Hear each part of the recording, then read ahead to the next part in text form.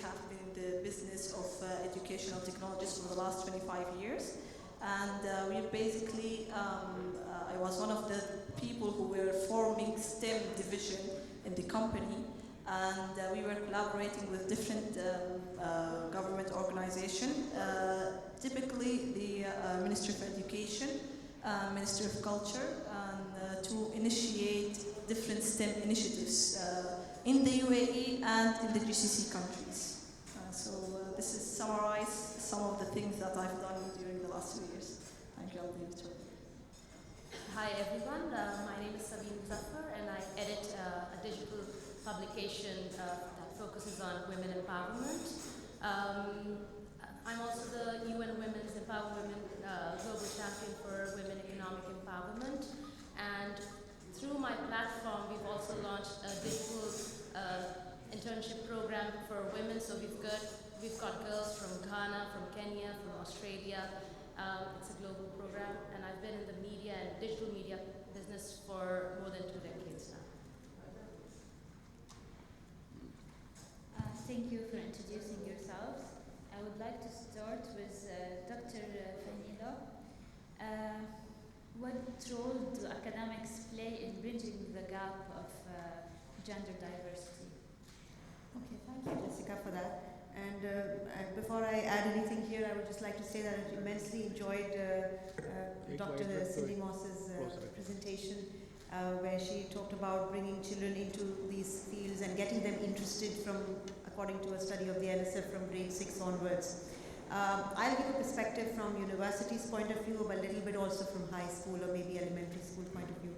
I think there's a role that academia should, and I believe I think we in our own ways trying in that direction. I think Dr. Manar will agree with me, I'm not saying anything which is new. We're talking about mentorship programs. And as Jeannie rightly said, that you need a mentor who's older than you and younger than you. So academia should provide mentors or, work in those directions.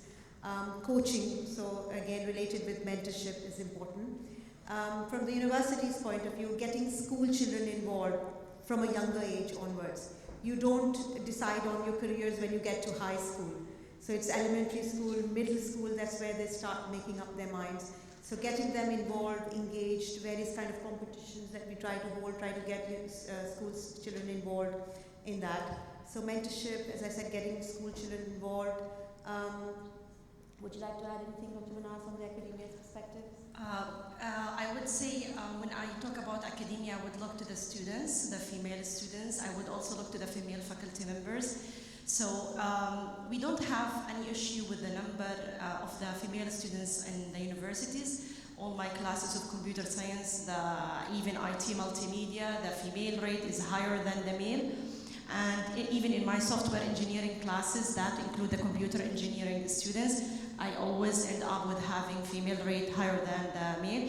Even in my master classes, I always see the female rate is higher. Now the problem is, where are they after they graduate? They disappear. In the workforce, we've seen the high rate is for the male, it is more dominant. So here where as a rule, I think yes, mentorship, I agree, the coaching and everything, but I think they have to be a member in associations that related to the women in STEM, women in computing, that they would live with us and share with us their experience and to know the real reason where they disappear after. Did they change the career track? Did they have families and they decided to stay at home? So where did they go? So we need to study these reasons, and in order to hear from them, they have to be in associations that would support them. So that's why we, in our association, Arab Week, that's our logo. We are trying, and that's the Arab Week table, please raise your hands. We are trying really to have the women having a forum.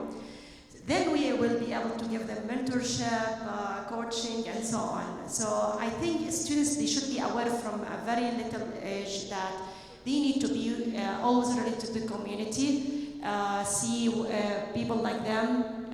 We empower both women and male. It doesn't that we don't. I always get from my male students to write them a letter recommendations and so on. So we really need to have this association that could be giving the hands, giving the guidelines, giving the roadmap, giving the ear to listen to them, and we need to understand where they go after graduation. Thank you, Dr. Manal. You have mentioned that you have a higher rate of female students than male. I'm interested to know, and I think the attendees also are interested to know if this happened following certain initiatives that the university has taken, or it's just happened. Yeah, the efforts are there. We always approaching high school students. We visit them. They visit us in the university. We talk to them. We have higher rate of female in the university level, but comparing about the number of the students in total with the other colleges, we are still low rate. So when we just comparing the gender, yes, the female are higher, but when we comparing the majors, we are still need to do more recruitment efforts where we can give a visit, talk to them. As Dr. Fahmida said, we need to engage them to activities, hackathons, competitions, and to talk to them in a close eye. Thank you.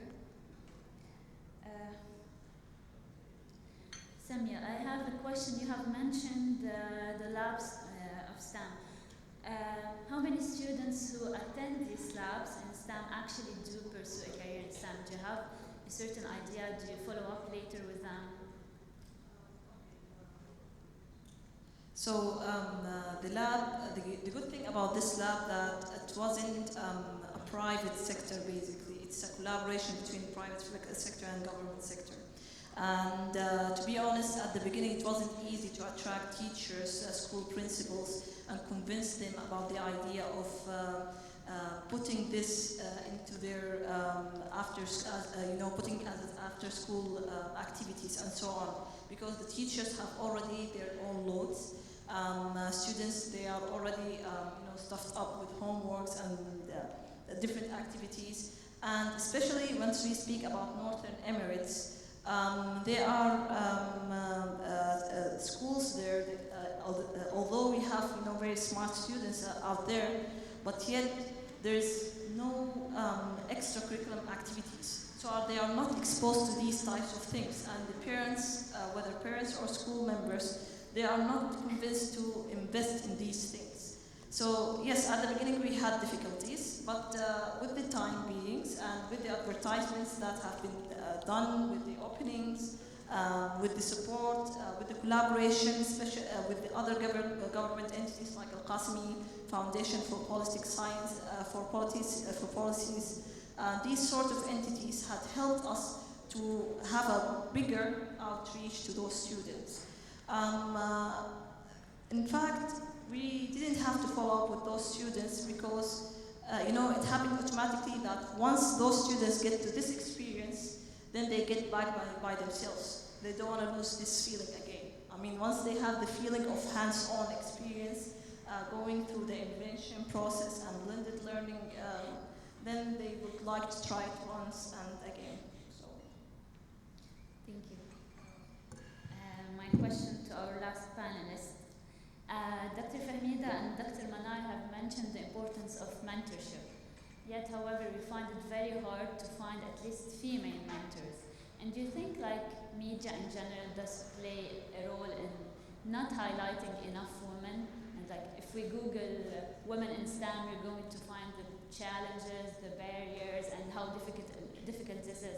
Do you think this does play a role in not encouraging little girls to pursue careers in STEM? And can we change that? Absolutely. I think media has a huge role to play, especially to document women role models or trailblazers. We're not doing enough. Ananke was basically launched on the premise that we need to showcase women role models for young aspiring girls to follow and emulate. So yes, absolutely, media is not doing as much as it should, because we need to tell women's stories by women for women.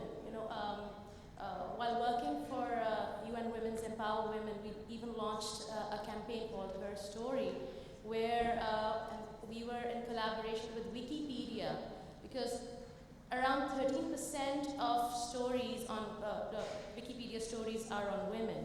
So that's like digital media and one of the biggest website that documents history, if you can say. So definitely media has a big role to play and we're not doing much. Let me follow up on one note. You said that you're highlighting stories, and I think it's amazing. Yet, we're interested also in knowing how much engagement do these stories get from the public in general, not just like women and themselves. The beauty about digital media is that it's not just one website, and you have to be very strategic and focused about it. One part of Ananke is highlighting women trailblazers. The other part is, publishing stories, in-depth stories on education, on health, raising awareness. Then there's another part, which is social media. And you have to leverage the power of social media through engagement.